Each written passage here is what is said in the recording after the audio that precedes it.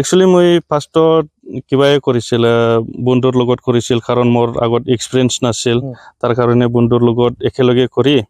তো বস্তুখিনি অলপ জানি ল'লোঁ আৰু কি শিকি ল'লোঁ তেখেতৰ পৰা আগত আমি 50 বিঘাহে কৰিছিল আমি 3জন বন্ধু মিলি পেলাই 50 বিঘা কৰিছিল আৰু এতিয়া মই নিজে মোৰ নিজৰ জমিন এতিয়া ইয়াত 50 বিঘাহে আছে আৰু বাদ বাকি যিমান আছে সেইটো মানে লিষ্টত লৈ কৰিছোঁ আৰু কি 3 বছৰৰ কাৰণে লিষ্টত লৈছোঁ পাৰ ইয়াৰ 2000 টকা কৰি তো এতিয়া টোটেল 200 বিঘা আছে আৰু ইয়াত বেলেগ কিমান লেবাৰ খাটি আছে প্ৰতিদিন ইয়াত কেতিয়াবা 50-60 মান হয় কেতিয়াবা আর রানিং তো 10-12 জন তো লাগেই দৈনিক হয় এই কলখিনি কত যায় আপোনাৰ এইটো বাংলাদেশ সাপ্লাই কৰি আছে এতিয়া মানে গুৱাহাটীতো যাব পাৰে কিন্তু বেছিভাগ বাংলাদেশত যায় এই অঞ্চলত কলৰ কাৰণে বিশেষ কিবা আছে আৰু ইয়াত আপোনালোকে মানে যেটো বজাৰ মূল্য পাব লাগে সেইখিনি পায় না নাপায় বজাৰ মূল্য একচুয়ালি যদি আমাৰ ইয়াত এনেকৈ হৈ আছে বৰ্তমান মানে কল খেতি যদি কৰিব যায় মানে মাৰ্কেটতো কোনো কিবা নহয় অসুবিধা নহয় তথাপিও যদি নিজে সাপ্লাই কৰিব পাৰে ভাল মূল্যত বিকিব পাৰে আৰু আজিৰ দিনত আপুনি এই শিক্ষিত যুৱকসকল যিবোৰ কাম বন নাপাই বাহিৰত কাম কৰিবলৈ যায় কিবা আহ্বান কৰিব না যে আসলে খেতি কৰিলো মানুহ মানে কৰি খাব পাৰে নে খেতিটো অকল কল খেতি নহয় বহুত এনেকুৱা খেতি আছে সেইটো কৰিব পাৰে যেনবা অকল কল খেতি বুলিতো বেনিফিট হয় এটো নহয় বেলেগ খেতিটো বেনিফিট কৰো আমিতো যেনবা আগৰ পৰাই তো মই সৰু খালৰ পৰাই এই হৰিহ মাকৈ আলু এইবিলাক বহুত কৰি আহিছো আৰু কি এতিয়াও কৰে যোৱাবাৰ আমি কিবা আলু খেতি 35 বিঘা কৰিছিল তো এটো আমি কিবা চিপছ কোম্পানীত সাপ্লাই দি দিছো ডাইৰেক্ট হয় গুৱাহাটীত আপোনাৰ মানে পঢ়াশুনা কিমান দূৰ দাদা তো গ্ৰেজুৱেট হয়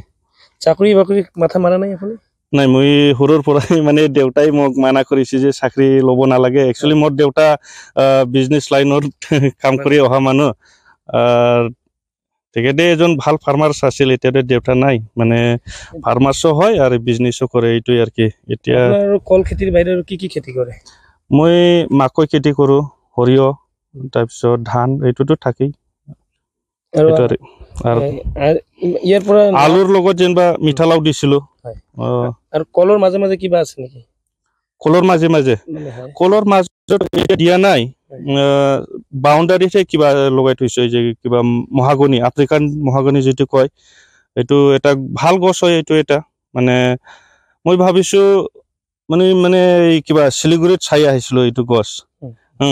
5 বছৰ আগত মই এজন বন্ধুৰ ঘৰত গৈছিল তো সৰু টাইমত এটা কিবা দেখা পাইছিল এটো মই সুধিলো এটো কি গাছ এটো কলে মানে আফ্ৰিকান মহাগনি তাৰপিছত নেক্সট এই কিবা বিহুৰ টাইমত এই বছৰৰ বিহুৰ টাইমত তেখেতৰ ঘৰত গলো মই মানে 5 বছৰতে এনেকুৱা ডাঙৰ হৈছে মানে 2.5 ফুট গলাই হৈ গল তো মোটামুটি লাভ আছে হেতু আর কিমান লাভ হয় কলতো যদি আপনি 1 লাখ টাকা খরচ করে আপনি 3 লাখ টাকা পাই যাব জেনারেল খেতিৰ ওপৰত আপোনাৰ মানে পুৰা নিৰ্ভৰ কৰি আছে খেতিৰ ওপৰত নিৰ্ভৰ কৰে আৰু খেতি দি উন্নতি হৈ আছে আৰু কি কিমান বছৰৰ পৰা কৰি আছে মইতো এটো সৰু খালৰ পৰাই কৰি আছে একদম ঠিক আছে দাদা ধন্যবাদ থাকিল এনে আপুনি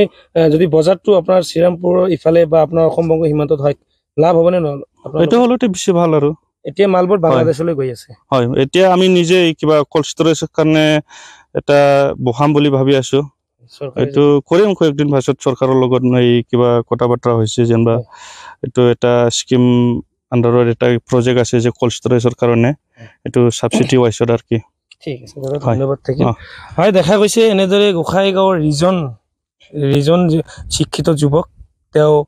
বিএ পাস কৰিছে কিন্তু চাকৰিৰ পিছত হাবাতুৰি নাখাই তেওঁ নিজে কি কৰিলে খেতিৰ লগত জড়িত হল কাৰণ তেওঁ দেউতা এটা সময়ত ইয়াৰ এজন নামী খেতিয়ক আছিল তেওঁৰ পৰা শিক্ষা পাইছিল আসলতে এও এইটোই মেসেজ দিব বিচাৰিছে যে আমাৰ যে যুৱচাম আছে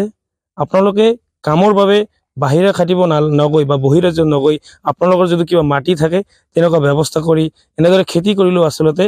ধুনীয়াকৈ যি এক খাবলম্বীৰ পথ হেয়া ওলাই যাব আৰু এওঁৰ লগতে কিন্তু প্ৰায়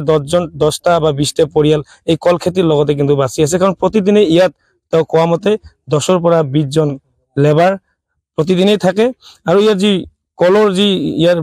বজাৰ মূল্য এটা পাব লাগিছিল আচলতে তেওঁ কয় যদি চৰকাৰে অসমৰ যেনেকুৱা গোৱালপাৰাত কলৰ বজাৰ আছে তেনেকুৱাকৈ অসম বংগ সীমান্তত যিহেতু কল খেতি বেছিকৈ হয় ইয়াত হাজাৰ হাজাৰ বিঘা কল খেতি আছে চাবলৈ গ'লে ইয়াৰ এজনৰে 200 বিঘা